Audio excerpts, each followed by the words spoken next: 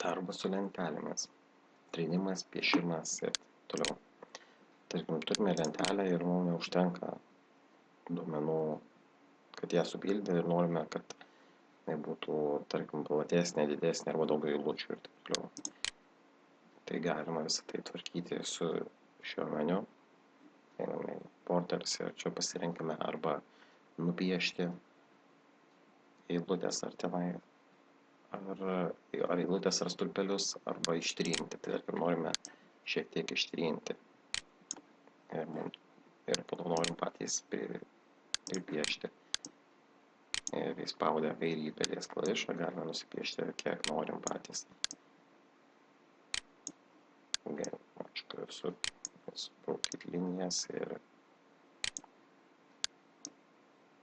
taip tiesiog rankiniu būdu pasididinti lentelę pagal savo reikmes. Visą tai galima, aišku, padaryti ir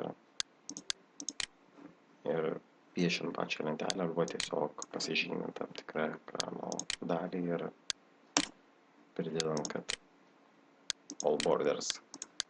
Tai tiesiog iš karto padaro lentelę ir jau to keičiama pagal reikmes arba galima tiesiog imti pačiam ir piešti. Tada galima šitiem duomenim priskirinėti tam tikrą tipą. Jeigu norėsime dirbti su datom, ar tai su skaičiais, ar tai su tekstu, ar tai vos ne su procentais, nes tarkim galima įrašyti nors skaičių.